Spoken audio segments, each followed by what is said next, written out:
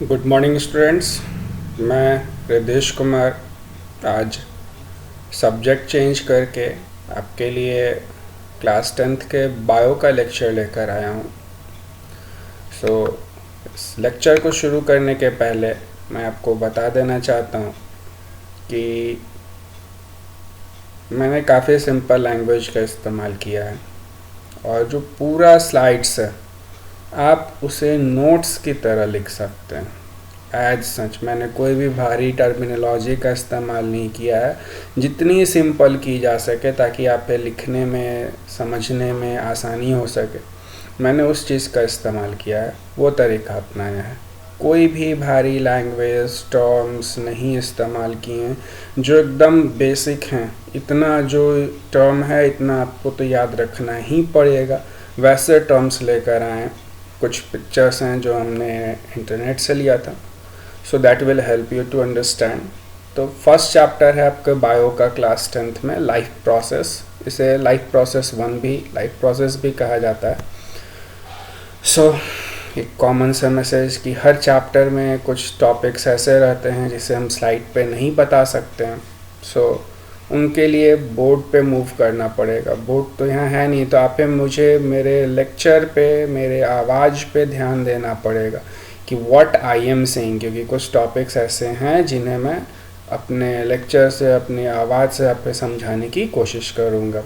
तो मेरा एक रिक्वेस्ट है कि आप अगर ये वीडियो देख रहे हैं तो आप पेन कॉपी लेकर बैठें। ये आपको एक बहुत कॉम्पैक्ट नोट्स की तरह देगा, क्योंकि ये बहुत ही बड़ा चैप्टर है, काफ़ी समय लगता है और इसमें नोट्स काफ़ी काम देता है। So take it as it is. फिर जो प्रॉब्लम्स रहेंगे वो आप मुझसे पूछ लेंगे, सेम वही तरीका है व्हाट्सएप पे मैसेज करके। Let's begin. फर्स्ट चीज़ है living thing. The first topic इस चैप्टर का शुरुआत होता है living things. What are living things? Living things क्या होते हैं? पहला चीज़ आता है जीवित चीज़ क्या होते हैं, डेड एंड अलाइव। तो what whom you can say that they are living things.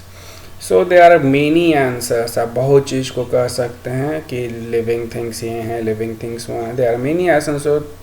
Taking those we can say living things have some essential criteria. इन सारे चीज़ को हम लोग अगर कंसिडर करें तो कहेंगे कि लिविंग थिंग्स कुछ एसेंशियल क्राइटेरिया को पूरा करते हैं। I am not saying all, but almost all living things लगभग इन सारे क्राइटेरिया को पूरा करते हैं। वो क्या है, चलिए देखते हैं। लिविंग थिंग्स का जो क्राइटेरिया है, first one is living things grow. जो जीवित चीज़ हैं वो ग्रो करते हैं। ग्रो करने का मतलब हुआ बढ़ते हैं, समय के साथ उनका जो आकार है वो बढ़ता है। कुछ एनिमल्स हैं जैसे वो एक काफ़ी छोटे जन्म लेते हैं, लेकिन एक एडल्ट एज तक आते आते वो आपको अपना एक ग्रोथ अटेंड कर लेते हैं। उसके बाद से उनकी ग्रोथ रुक जाती है और वो दूसरे डायमेंशन में ग्रो करते हैं। प्लांट्स हैं वो लाइफ लॉन्ग अपने साइज़ को बढ़ा सकते हैं। दूसरा क्राइटेरिया है living things move. Living thing एक जगह से दूसरे जगह जा सकते हैं। प्लांट एक जगह से दूसरे जगह तो नहीं जा सकते हैं। व्हाट हैपेंस, प्लांट अपनी जगह चेंज नहीं कर सकते हैं, लेकिन अपने बॉडी के पार्ट्स को स्टिमुली के हिसाब से रिस्पॉन्ड करके मूवमेंट दे सकते हैं। आप देख सकते हैं डाली को हिलते हुए, झुकते हुए, सारा कुछ। एक पेड़ जब तक लगा हुआ है ज़मीन में, इट इज़ मूविंग, बट वही आंधी पानी आ रहा है और वो पेड़ नीचे अगर गिर गया है, कट के रखा हुआ है, तब वो मूव नहीं कर रहा है। तो यही चीज़ होता है कि लिविंग थिंग्स ग्रो, मूव भी करते हैं एक जगह से दूसरे जगह। आप चैप्टर 2 में पढ़ेंगे ग्रोथ मूवमेंट इन प्लांट्स। तो प्लांट्स भी आपको मूव करते हैं। थर्ड है living things needs energy to live. जिंदा रहने के लिए लिविंग थिंग्स को एनर्जी चाहिए होता है। जैसे एनिमल्स हैं, इन्हें एनर्जी चाहिए होता है। प्लांट्स हैं, इन्हें एनर्जी चाहिए होता है। ये एनर्जी अलग अलग तरीके से लेते हैं, बट सभी के सभी लिविंग थिंग्स को जिंदा रहने के लिए एनर्जी चाहिए। Living thing respire. Living things respire करते हैं। रेस्पिरेशन एक सांस लेना, सांस छोड़ना, that is simple breathing. Respiration में लॉट मोर थिंग है जो इसी चैप्टर में लोग आगे देखेंगे कि वो रेस्पायर करते हैं। रेस्पिरेशन में वो ऑक्सीजन लिए, they break down the food, release energy, create waste and remove them. काफ़ी सारा चीज़ इंक्लूड रहता है। नेक्स्ट है living things reproduce. Living thing जो है वो रिप्रोड्यूस करते हैं। रिप्रोड्यूस करने का मतलब हुआ कि लिविंग थिंग्स आपको जब अपने जैसे बच्चे को जन्म देने की कैपेसिटी रखते हैं। दैट मीन्स लिविंग थिंग्स जो हैं वो आपको अपने जैसे बच्चे को जन्म दे सकते हैं।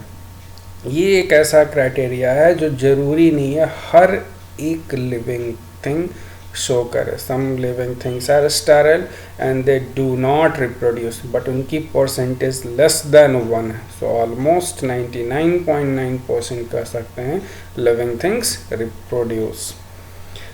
लिविंग थिंग्स एक्सक्रिएट, वो वेस्ट बनाते हैं तो वो एक्सक्रिएट भी करते हैं। दैट मीन्स वो जब एनर्जी ले रहे हैं, एनर्जी से अपना खाना बना रहे हैं, लाइफ प्रोसेस वो कर रहे हैं, तो कुछ एनर्जी वेस्ट बच जाता है। सो उसको वो एक्सक्रिएट करते हैं। Living thing respond to change around them, वो अपने अगल बगल जो चेंज हो रहा है स्टिमुलस के हिसाब से रिस्पॉन्ड करते हैं। तो आपने देखा जो एसेंशियल क्राइटेरिया है, grow, move, need energy to live, respire, reproduce, excrete, respond to change, तो these are the criterias of living thing। ये मेन चीज़ है। अब आप देखें इसमें ये सारे चीज़ तो कॉमन है, living thing, living thing, living thing, this all things are common. आप ये जो याद रखना है वो ये चीज़ याद रखना है। नेक्स्ट है आपका ये प्रोसेस में बताया कि लाइफ प्रोसेस है।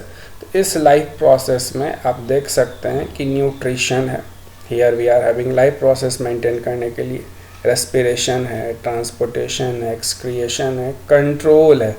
कंट्रोल कहने का मतलब हुआ कि ज़िंदगी जीने के लिए हमारे सारे ऑर्गन्स पे कंट्रोल होना चाहिए और एक कोऑर्डिनेशन उनमें होना चाहिए। तो next chapter control and coordination के नाम से है भी कि कैसे ज़िंदा रहने के लिए सिर्फ ये सारा चीज़ रहेगा और कंट्रोल भी नहीं रहेगा तो लाइफ ज़िंदा नहीं रहा जा सकता है। ग्रोथ होता है, रिप्रोड्यूस होता है, मूवमेंट होता है एंड न्यूट्रिशन होता है। So next is life process. Next topic है आपका लाइफ प्रोसेस क्या होता है। सो जैसा मैंने आपको बताया था कि मैंने बिल्कुल नोट्स की तरह लिखा है, आप देख सकते हैं, मैं उसे एक्सप्लेन कर रहा हूँ एकदम सिंपल कि the basic function performed by living organism to maintain their life on earth are called as life process. वह बेसिक परफॉर्मेंस एकदम फंडामेंटल जो कि एक जीवित चीज़ मेंटेन करता है अपनी लाइफ को ज़िंदा रखने के लिए, अपनी ज़िंदगी को ज़िंदा रखने के लिए इस धरती पर, दैट मीन्स वो लिविंग थिंग है। और वो जो बेसिक परफॉर्मेंस कर रहा है to maintain life on earth is called as life process. उसे हम लोग क्या कहेंगे? लाइफ प्रोसेस कहेंगे। The common life process to all the living organism are, अब सारे के सारे अपने प्रोसेसेस में बहुत सारे चीज़ इंक्लूड करते हैं। उन सारे के प्रोसेस में बहुत सारा अलग अलग चीज़ें, तो कुछ कॉमन जो है, अब एक स्पीसीज कुछ कर रहा है, दूसरा कुछ कर रहा है, उन सारे के सारे अपने आप को ज़िंदा रखने के लिए कुछ ना कुछ तो कर रहे हैं। उसमें जो कॉमन होते हैं सारे स्पीसीज में, चाहे वो किसी भी नस्ल के हों, वो आता है आपका पहला न्यूट्रिशन, खाना चाहिए उन्हें, भोजन। न्यूट्रिशन मतलब पोषण हुआ जो कि वो खाना से लेते हैं। रेस्पिरेशन, हवा लेते हैं और उस सांस से अपने जो न्यूट्रिशन जमा किए हैं उसे तोड़कर एनर्जी बनाते हैं और उससे अपने आप को जिंदा रखते हैं। ट्रांसपोर्ट, जो उन्होंने भोजन लिया है, हवा लिया है, खून है, उसको एक हिस्से से दूसरे हिस्से में ले जाना, इसे हम लोग ट्रांसपोर्ट करते हैं। एक्सक्रिएशन, शरीर का जो वेस्ट होता है, जैसे gaseous waste, liquid waste, solid waste, इसको शरीर से बाहर निकालना, क्योंकि ये पॉइजनस होते हैं, इसे शरीर से बाहर निकालना रहता है। नेक्स्ट है कंट्रोल एंड कोऑर्डिनेशन, इनको अपने शरीर पे कंट्रोल करना पड़ता है, एक ऑर्गेन को दूसरे ऑर्गेन के साथ कोऑर्डिनेट करना पड़ता है। नेक्स्ट है ग्रोथ, बढ़ना, बड़ा होना। ग्रोथ का मतलब हुआ कि दे विल ग्रो, समय के साथ वो ग्रो करेंगे। मूवमेंट, मूव करेंगे एक जगह से दूसरे जगह। And last one is reproduction, वो अपने जैसे बच्चे को जन्म देंगे।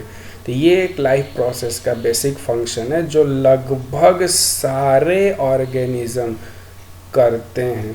तरीका सबका अलग अलग हो सकता है, लेकिन ये सारे लिविंग ऑर्गेनिज्म इस चीज़ को फॉलो करेंगे। नेक्स्ट है आपका energy is needed to maintain life process. अब इन सारे प्रोसेस को पूरा करने के लिए एनर्जी चाहिए होता है, एनर्जी इज नीडेड। ये एनर्जी कहाँ से आएगा? तो खाना से आएगा। खाना क्या देगा? न्यूट्रिशन देगा। So this energy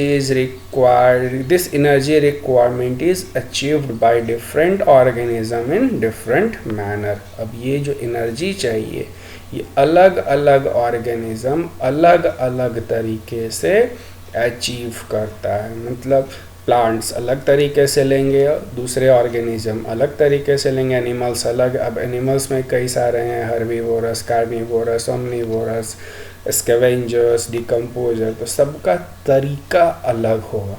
ये एनर्जी चाहिए सभी को, ये सारे प्रोसेस सभी में होंगे, लेकिन सबके एनर्जी लेने का तरीका अलग होगा। So they are called nutrition which is obtained by food. यही स्टेटमेंट का एक्सप्लेनेशन कंक्लूजन है कि energy is needed to maintain life process. Energy चाहिए जिंदा लाइफ प्रोसेस को मेंटेन करने के लिए, और ये एनर्जी का रिक्वायरमेंट जो है अचीव होता है अलग अलग ऑर्गेनिज्म के द्वारा अलग अलग मैनर में। और जो एनर्जी चाहिए उसको हम लोग कह सकते हैं कि खाने से मिलता है, दे आर कॉल्ड न्यूट्रिशन। और उस खाने में क्या रहता है? न्यूट्रिशन रहता है। मतलब अपने प्रोसेस को मेंटेन करने के लिए they need nutrition which is given to them by food. Next nutrition का ये पिक्चर सा हो गया कि इसमें न्यूट्रिशन में बहुत सारे वेराइटीज़ दिए हुए हैं कि आप इतने सारे चीज़ ये इंसानों के लिए है, जानवर के लिए भी है। So they achieve this nutrition through these ways. Next topic है आपका अब न्यूट्रिशन क्या है, what is nutrition. So basically यहाँ से आपका चैप्टर का कोर पार्ट शुरू हो रहा है एंड वी विल, आप यहाँ से ध्यान से देखेंगे। So what is nutrition? So food is a organic substance. Food एक organic substance and simplest food is glucose. और सबसे सिंपल खाना ग्लूकोज होता है। मीन्स एक खाना में सबसे सिंपल जो हमारे शरीर के द्वारा इस्तेमाल होता है दैट इज़ ग्लूकोज। ये सेल्स में जाते हैं तो ये ग्लूकोज रहते हैं।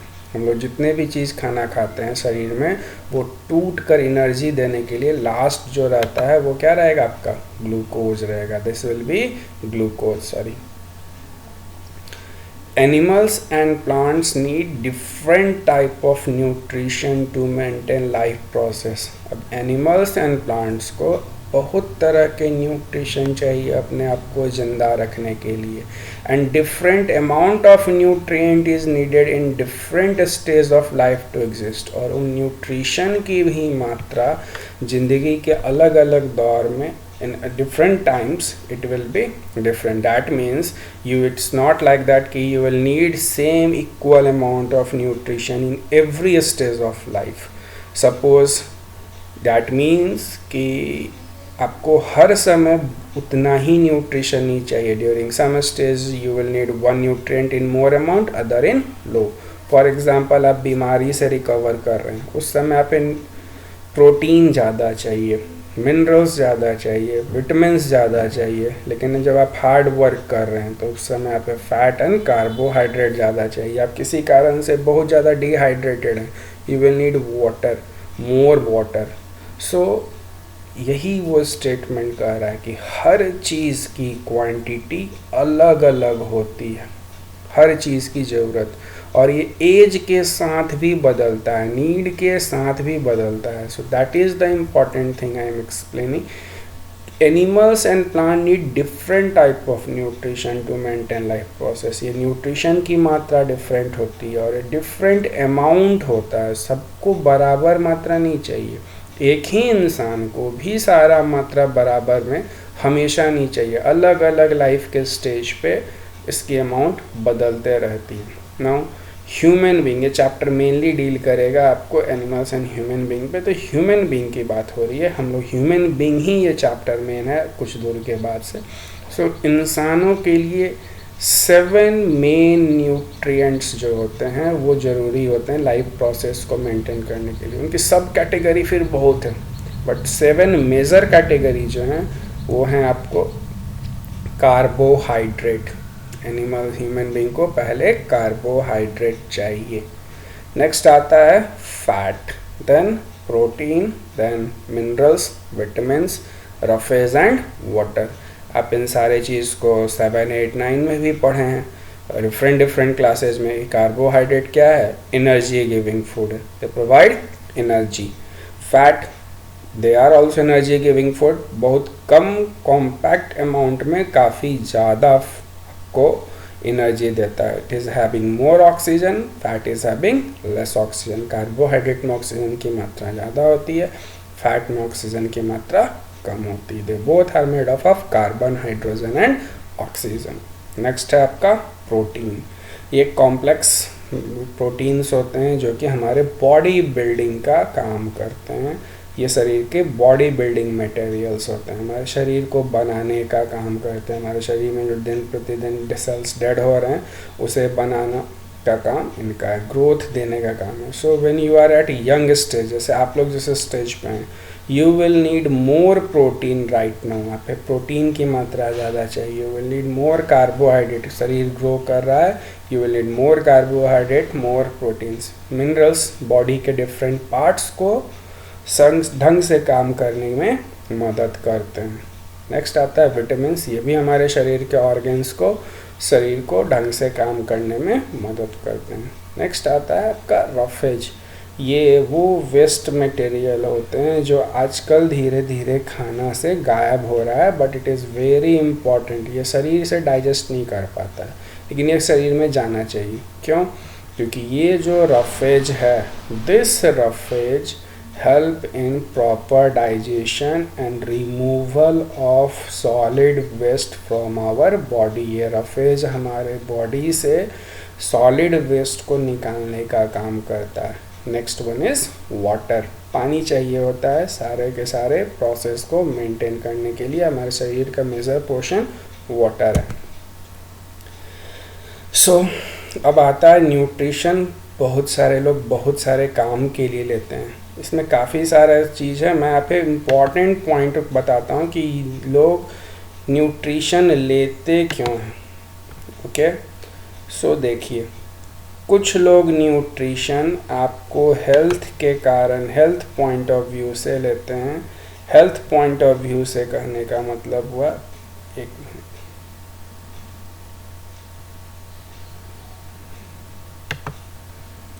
ये आपका जो हेल्थ पॉइंट ऑफ व्यू है, इस चीज़ को आप देखें हेल्थ की। न्यूट्रिशन कोई आदमी हेल्थ पॉइंट ऑफ व्यू से लिया है, मतलब अपने आप को स्वस्थ रखने के लिए लिया है, उस हिसाब से न्यूट्रिशन लेना है। आप सारे चीज़ को किसी अमाउंट में ले सकते हैं, बट आता है कि क्या वो बेनिफिशियल रहेगा। आप फैट बहुत ज़्यादा ले लिया, अब आप मोटे हो गए हैं, तो फैट तो आप ले रहे हैं, आप बोल रहे हैं कि न्यूट्रिशन भी है, खाना भी चाहिए, लिखा भी हुआ है, बट क्या उसकी क्वांटिटी। अब आप बहुत ज़्यादा विटामिन्स ले रहे हैं किसी भी कारण से, बहुत ज़्यादा प्रोटीन ले रहे हैं। आपके इस एज में बॉयज़ मैक्सिमम जिम में जाना चाहते हैं and they want to make very big amount huge body, और वो बहुत ज़्यादा कॉम्पैक्ट मेडिसिनल प्रोटीन लेने लगते हैं। क्या वो ज़रूरी है? नहीं है। सो अलग अलग पॉइंट ऑफ व्यू से खाने का क्वांटिटी है। सो एक उसमें व्यू है हेल्थ पॉइंट ऑफ व्यू से न्यूट्रिशन का लेना, दूसरा है लाइफ स्टाइल के हिसाब से खाने को लेना। अब कोई आदमी बहुत हाई सोसाइटी लाइफ स्टाइल में ऐसे ऐसे खाना खा रहा है, न्यूट्रिशन उसे भी मिल रहा है, लेकिन उसके शरीर के लिए ज़रूरी है नहीं है। कोई बहुत गरीब है, कोई एवरेज है, तो लाइफ स्टाइल दिखाने के लिए भी लोग न्यूट्रिशन लेते हैं। कुछ लोग फिटनेस के लिए लेते हैं। फिटनेस के लिए मीन्स उन्हें फिट रखना है, अपने आप को हर तरीके से स्वस्थ रखना है, वो आपका एक न्यूट्रिशन का तरीका हुआ। Next one is care. Nutrition लिया जा रहा है किसी चीज़ को ध्यान में रखते हुए, जैसे प्रेगनेंसी एक स्टेज ले लीजिए कि यहाँ पे आपको मदर का और डेवलपिंग बच्चे का केयर करने के पॉइंट ऑफ व्यू से न्यूट्रिशन ले रहे हैं, या आप बीमार हैं, बीमारी से रिकवर कर रहे हैं और आपके डॉक्टर ने कुछ चीज़ मना किया, ये आप नहीं खा सकते हैं, और उसमें भी आपको न्यूट्रिशन लेना है, बाकी चीज़ ज़रूरी है, तो कुछ खा सकते हैं कुछ नहीं, तो अपने आप को रिकवर करने के लिए, कुछ स्पेशल रिक्वायरमेंट पूरा करने के लिए आप केयर पॉइंट ऑफ व्यू से न्यूट्रिशन ले रहे हैं।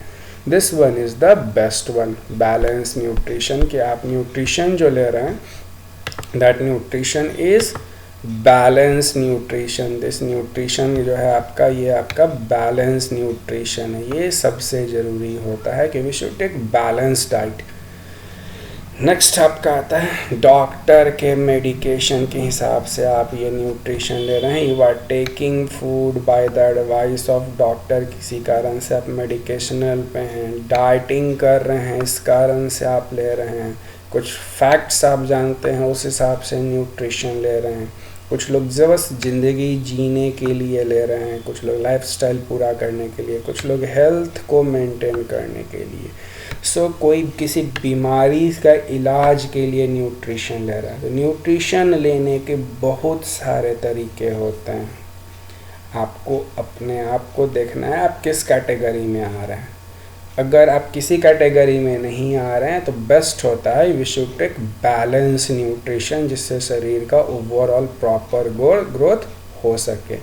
इसके अलावा बहुत लोग इसमें, जो मेरे पॉइंट ऑफ व्यू से है कि लाइफस्टाइल के हिसाब से न्यूट्रिशन नहीं लेना चाहिए, क्योंकि अक्सर लोग लाइफस्टाइल दिखाने के लिए, लाइफस्टाइल के हिसाब से और लाइफ दोनों में थोड़ा सा फ़र्क है। लाइफ जनरली हो गया वैसा न्यूट्रिशन जो बस ज़िंदा रहने के लिए लिया जा रहा है, इसमें अक्सर न्यूट्रिएंट्स की कमी रहती है, किसी गरीबी के कारण से मैक्सिमम लोग खाना नहीं मिल रहा और ज़िंदगी जीने के लिए खा रहे हैं। लाइफस्टाइल हो गया जिसमें एक शो कॉज स्टाइल, एक क्लास को दिखाने के लिए न्यूट्रिशन को लिया जा रहा है, वो चीज़। Anyway this is not so important, but point बताना ज़रूरी था कि न्यूट्रिशन इन सारे तरीके से आप न्यूट्रिशन वही 7 चीज़ लेंगे, बस उनकी क्वांटिटी एंड अमाउंट बदली हुई रहेगी और उसका असर आपके शरीर पे अलग अलग होगा।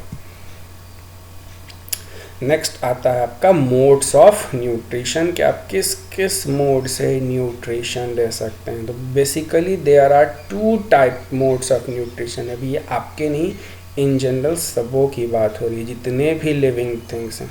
पहला आता है ऑटोट्रॉपिक न्यूट्रिशन। ऑटोट्रॉप्स मतलब वो चीज़ जो अपना खाना खुद बनाते हैं। दूसरा आता है आपका हेट्रोट्रॉपिक न्यूट्रिशन। हेट्रोट्रॉप्स जो बना बनाया खाना खाते हैं। अब ऑटोट्रॉपिक का मतलब ये नहीं हुआ कि जो आदमी अपना खाना खुद बना रहा है, जो नेचुरल रिसोर्स के इस्तेमाल कर कर खाना बना रहे हैं। सो ऑटोट्रॉप्स में सिर्फ एक होते हैं प्लांट्स, ग्रीन प्लांट्स, उसे मैं अगले स्लाइड्स में एक्सप्लेन किया हूँ। So let move to the next slide.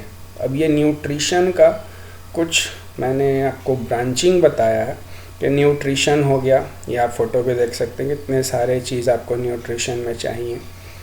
इसके 2 पार्ट हो गए, heterotrophs and autotroph. Autotrophic nutrition, heterotrophic nutrition. Autotrophic nutrition वह न्यूट्रिशन है, ये जो ऑटोट्रॉपिक न्यूट्रिशन है, this one is that nutrition in which plant, green plants fall, ये सन की एनर्जी का इस्तेमाल करके ऑटोट्रॉपिक न्यूट्रिशन का काम करते हैं। ठीक है, नेक्स्ट आता है आपका heterotrophic nutrition. Next one is heterotrophic nutrition. ये आपका हेट्रोट्रॉपिक न्यूट्रिशन, इसमें जितने भी ये प्लांट्स एनिमल देख रहे हैं ना, ये एनिमल्स आते हैं। अब ये जितने भी एनिमल्स, इसमें आप कई तरह के जानवर देख रहे हैं, इनको सब कैटेगराइज किया गया। तो आप देखिए कैटेगरी में मैंने एक को थोड़ा अलग लाइन में रखा है, इनके साथ भी रख सकता हूँ, थोड़ा अलग भी, तो डिफरेंस बताने के लिए मैंने उसे अलग थोड़ा सा रखा। पहला आता है सेप्रोट्रॉपिक, दूसरा आता है पैरासिटिक, तीसरा आता है होलोजोइक एंड चौथा आता है सिम्बायोटिक। ये चारों के चारों हेट्रोट्रॉपिक न्यूट्रिशन के पार्ट हैं। अगर हम पैरासिटिक पढ़ रहे हैं तो हमें सिम्बायोटिक भी पढ़ना पड़ेगा, अदरवाइज बेसिकली यही 3 होते हैं, सेप्रोट्रॉपिक, पैरासिटिक एंड होलोजोइक। तो मैंने पैरासिटिक और सिम्बायोटिक का अंतर समझाने के लिए इसको थोड़ा सा अलग करके इसके साथ रखा है. So we will move to the next slide ताकि हम सबों को अलग अलग डिटेल में जान सकें.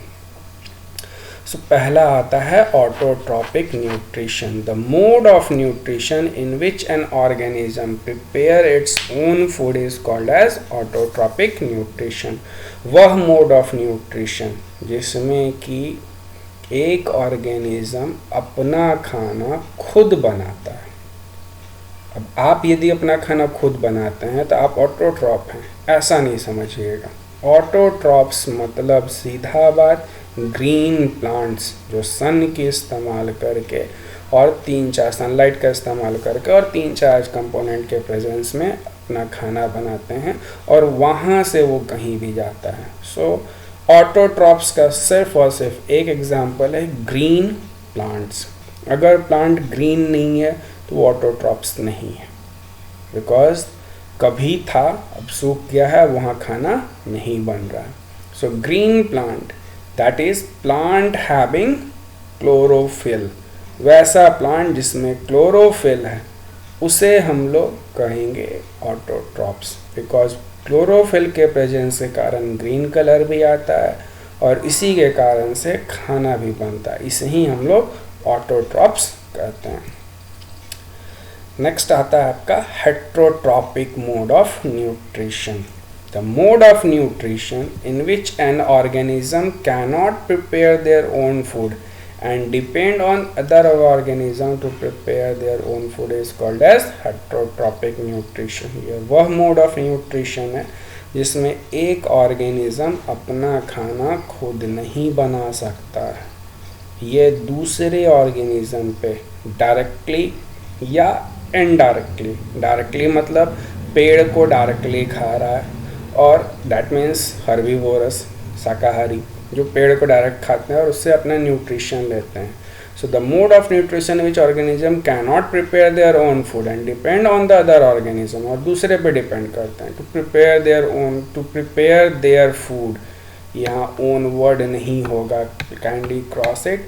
ये prepare their food and other organism to prepare their food is called as heterotrophic nutrition, और वो दूसरे ऑर्गेनिज्म पे डिपेंड करते हैं अपने खाना को बनाने के लिए. सेकेंड आता है आपका all animals and scavengers fall under this category. सारे एनिमल्स और स्कैवेंजर इसी कैटेगरी में आते हैं. अब क्या स्कैवेंजर एनिमल्स नहीं हैं, लेकिन ये अलग तरह के एनिमल्स हैं, सो इसलिए मैंने इसे अलग रखा है. Because scavengers also fall under the category of animals as well as micro organism, but they are of different category, so I have make them separate. In simple, all organism other than green plant which prepare their own food. In simple कह सकते हैं कि green plant के अलावा सारे चीज़, क्योंकि green plant ही है जो अपना खाना बनाता है, और ग्रीन प्लांट के अलावा जो भी ऑर्गेनिज्म हैं वो अपना खाना नहीं बनाते हैं, वो हेट्रोट्रॉपिक के पार्ट्स हैं. So types of heterotrophic nutrition. There are 3 types of heterotrophic nutrition. 3 तरह के होते हैं. पहला आता है आपका जो आपको मैंने पहले ही बताया था, saprotrophic nutrition, parasitic and holozoic. अब ये टर्म्स आपको याद रखना होगा. There is no solution that you want for this. Saprotrophic nutrition क्या होता है, पैरासिटिक क्या होता है, होलोजिक क्या होता है, ये हम अगले स्लाइड में देखेंगे.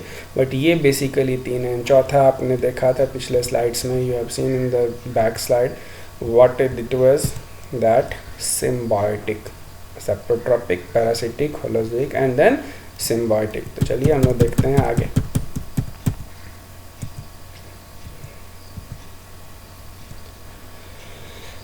Next one is saprotrophic nutrition.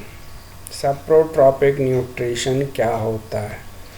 The mode of nutrition in which one organism obtain nutrient from a dead decaying organism is called as saprotrophic nutrition. ये इसका definition हो गया. अगर कोई भी आपसे पूछता है what is saprotrophic nutrition, आप ये लिख सकते हैं. एग्ज़ाम में आता है कहीं पे भी समझने के लिए कि वह न्यूट्रिशन जिसमें एक ऑर्गेनिज्म दूसरे किसी मरे हुए ऑर्गेनिज्म जो मरा हुआ और सड़ रहा है उससे न्यूट्रिशन ले रहा है, उसे हम लोग सेप्रोट्रॉपिक कहते हैं। जरूरी ही नहीं है कि मरा हुआ, उसका वेस्ट भी जो शरीर से निकल गया, जैसे जानवर है, जानवर के गोबर हैं, वो भी डिकम्पोज कर रहा है, मीन्स डिकम्पोजिंग मटेरियल से अगर न्यूट्रिशन ले रहा है, वो उसका डेड बॉडी हो या उसका एक्सक्रिएट हो, वो डिकम्पोज कर रहा है और उसके डिकम्पोजिशन के कारण दूसरे को न्यूट्रिशन मिल रहा है। That is what I am explaining. Key point is that one organism which was once living, एक ऑर्गेनिज्म जो कभी जीवित था, I am highlighting this, the one organism which was once living, जो कभी जीवित था, and living is already dead and other is still living. एक ऑर्गेनिज्म जो कभी जीवित था बट अब जीवित नहीं है, अब वो मर चुका है। दूसरा जो है वो अभी भी जिंदा है। The dead one is decomposing, जो मर गया है वो अब सड़ रहा है, एंड दूसरा उस पे जीवित है। फॉर एग्जाम्पल, आप लकड़ी देखते हैं, आप गोबर देखते हैं। गोबर किसी जानवर के शरीर में कभी जीवित था, मतलब वो खाना का हिस्सा था, खाना कभी जीवित चीज़ से आया था, once it was living, but आज वो डाइजेशन प्रोसेस पूरा करके शरीर से बाहर निकल गया, इट इज़ डिकम्पोजिंग, वो सड़ रहा है। पेड़ था, गिर गया है, अब वो जिंदा नहीं है, अब वो सड़ रहा है। दीज बोथ थिंग्स, अब इसमें कभी ये लोग जिंदा थे, अब जिंदा नहीं है और वो सड़ रहे हैं।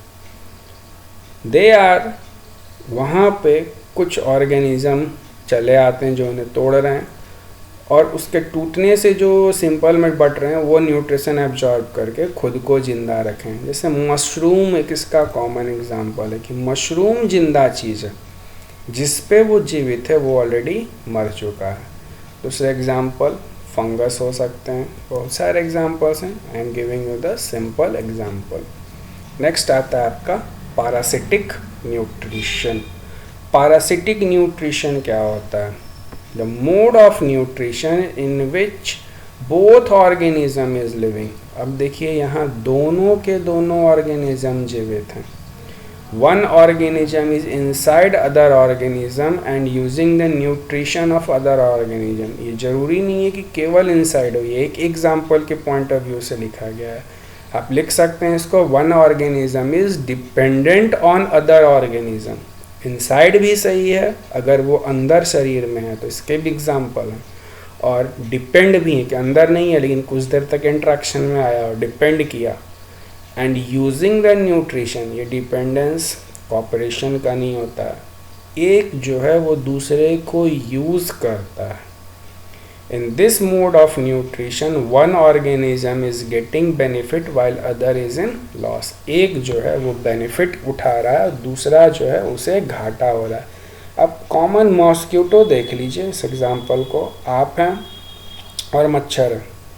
मच्छर आपके शरीर के अंदर नहीं है, वो मच्छर आया तो आपसे इंटरेक्ट किया। सो ये मच्छर के लिए तो आप नहीं लिख सकते हैं कि मच्छर इज इनसाइड, बट वॉर्म है अगर आपके पेट में कीड़ा हो गया तो वो आपके अंदर है। So both statements are correct. So next one is यही कह रहा है कि ये जो इनसाइड है आपके शरीर के अंदर है, या आपके पे डिपेंड किया, कुछ देर के लिए इंटरेक्ट किया आपसे, मच्छर आपका खून पिया, इसमें आपको क्या बेनिफिट मिला? Any benefit? नो। बट मच्छर को तो मिला, ही गॉट न्यूट्रिशन। इनफैक्ट वो आपसे फ़ायदा उठाया और आपको बीमार कर गया। वो आपको कई तरह की बीमारी दे सकता है, हर मच्छर नहीं लेकिन कई भी मच्छर बीमारी देते हैं। सो दैट इज़ एग्जाम्पल कि एक ने फ़ायदा उठाया और दूसरा इसके कारण घाटा हुआ। एक तो आपका खून गया, दूसरा हो सकता है तो वो आपके अंदर बीमारी वाला मटेरियल्स इंजेक्ट करके चला गया, जैसे प्लाज्मोडियम छोड़ दिया, मलेरिया हो गया। सो दैट इज़ एग्जाम्पल, ये एक पैरासिटिक है। In this organism host is always in loss. आप जैसे होस्ट थे उस मच्छर के लिए और आप घाटा में थे, while parasite use its host to exist. Parasite उस होस्ट को एग्जिस्ट करने के लिए इस्तेमाल किया।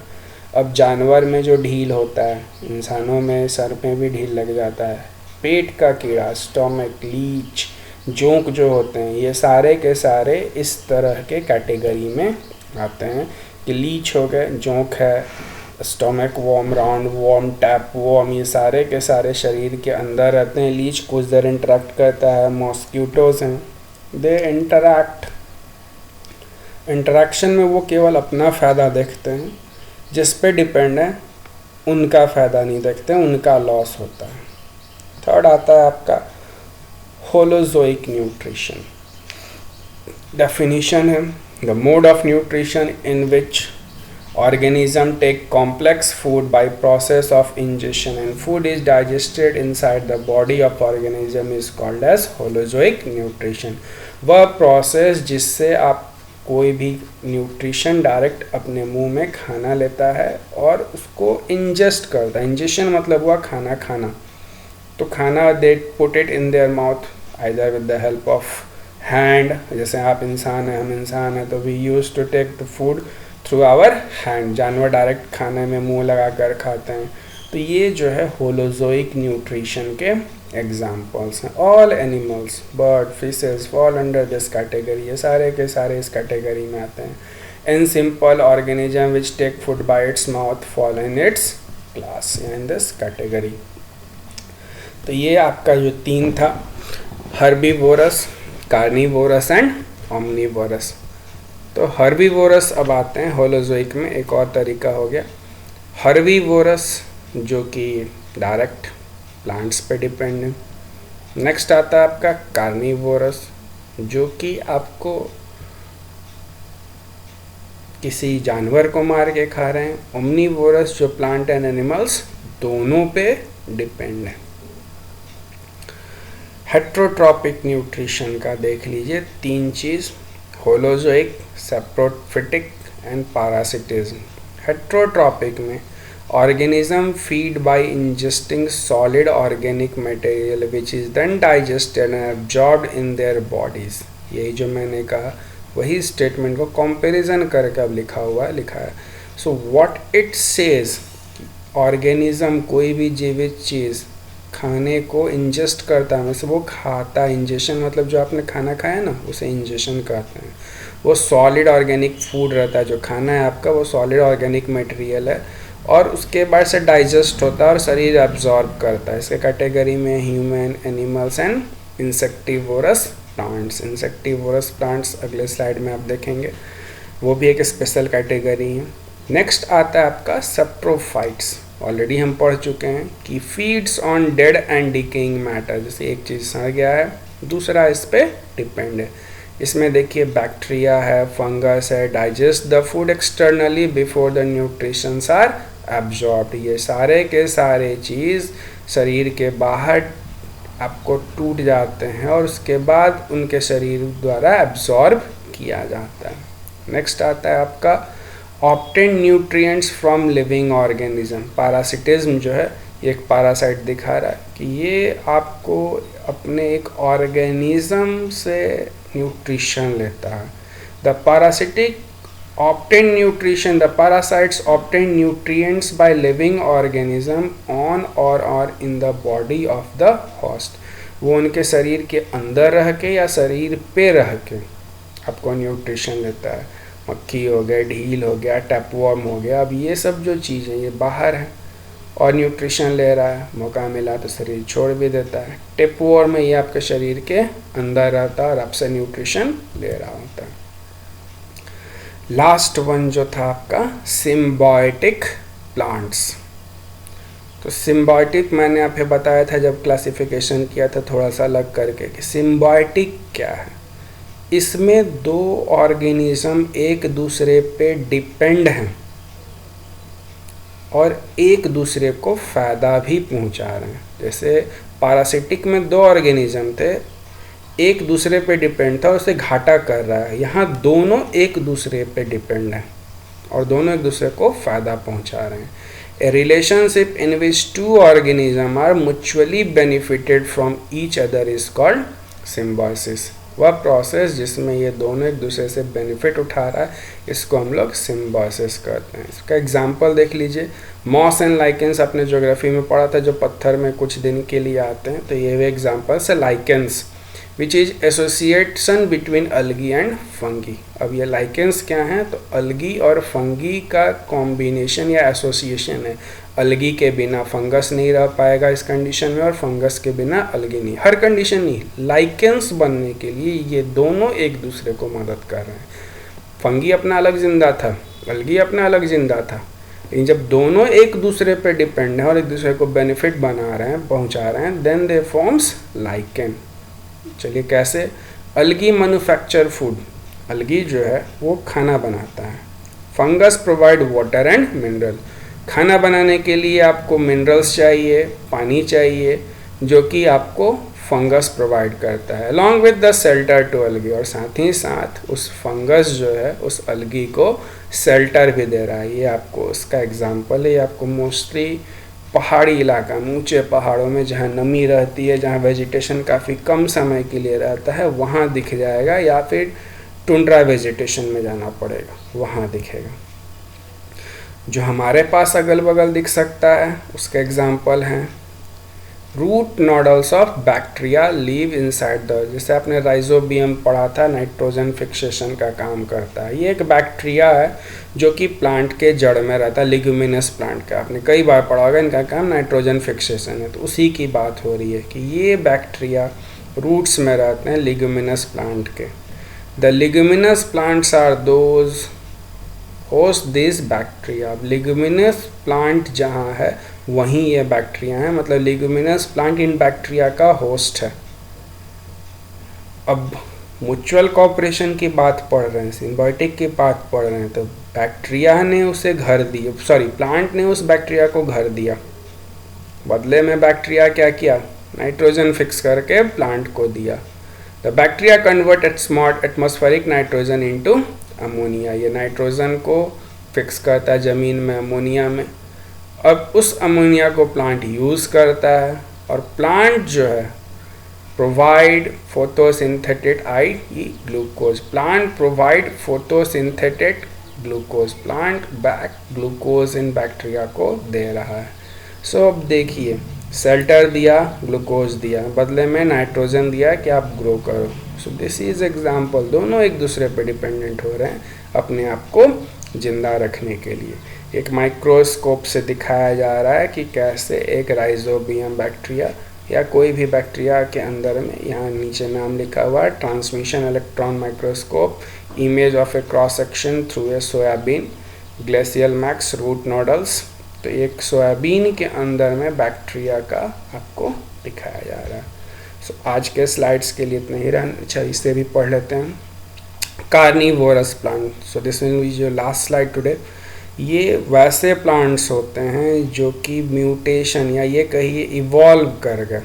इवोल्यूशन के पीछे कारण था कि ये जहाँ पे थे वहाँ काफ़ी घना जंगल और सनलाइट नीचे नहीं पहुँच पाता था डिफरेंट लेयर्स के कारण से, एंड बहुत घना होने के कारण से इन्हें ज़मीन से भी न्यूट्रिशन नहीं मिलती थी, एंड ऊपर से सनलाइट नहीं मिल रहा, तो दे वर न्यूट्रिशन डिप्राइव्ड। अपने आप को जिंदा रखने के लिए दे स्टार्ट ईटिंग इंसेक्ट्स। ये एक दिन में इवॉल्व नहीं हुआ होगा। They are green in colour but due to lack of sunlight they have evolve. अब आप कहेंगे कि इसे अभी हम सनलाइट में रख देंगे तो ये खाना छोड़ देगा, नो, ये इवोल्यूशन हो चुका है, अब ये नहीं छोड़ सकता। ये जिस स्पीसीज से इवॉल्व हुआ है वो इवोल्यूशन चैप्टर में आप देखेंगे कि काफ़ी लंबे मिलियंस ऑफ ईयर में ये ऑटोट्रॉप से आपको इस कैटेगरी में आगे होंगे। तो होता क्या है कि they are having very sweet nectar smell, जिससे ये इंसेक्ट्स को अपनी तरफ ट्रैप करते हैं, अपनी तरफ बुलाते हैं। वंस दे एंटर, ये अपने इस जाल को, जैसे ये ओपन रहते हैं, वंस दे एंटर, कोई भी इंसेक्ट इसमें आता है इसको ये क्लोज कर लेते हैं, एंड अंदर में इनका जूस क्रिएट होता है जो इसे डाइजेस्ट कर जाता है। 15-20 दिन तक इंसेक्ट के साइज के हिसाब से ये क्लोज रहता है। वंस डाइजेशन इज़ कम्प्लीटेड ये वापस से ओपन होगा और जो वेस्ट प्रोडक्ट है वो नीचे गिर जाएगा और फिर से ये अगले बार को ट्रैप करने के लिए रहेगा। तो यही यहाँ पे दिया हुआ है कि जाल बना हुआ है ट्रैप करने के लिए और एक मक्खी दिखा रहा फंसा हुआ, वेनस ट्रैप फ्लाई प्लांट कहा जाता है। So there are certain plants which fall under this category, ये आपको इस कैटेगरी में पढ़ते हैं, जो कि आपको यहाँ पर आपको क्या कहा जाए, ये ट्रैपिंग का काम करते हैं। They just act as a trap, they trap these insects. Nutrition की कमी होती है, इस कारण से ये दूसरे ऑर्गेनिज्म को खाते हैं and that's why they are called as carnivorous plants. तो आज के स्लाइड के लिए इतना ही रहने देते हैं। आपसे एक रिक्वेस्ट है, आप कॉपी लेकर इस पूरे स्लाइड का नोट्स बना लीजिए।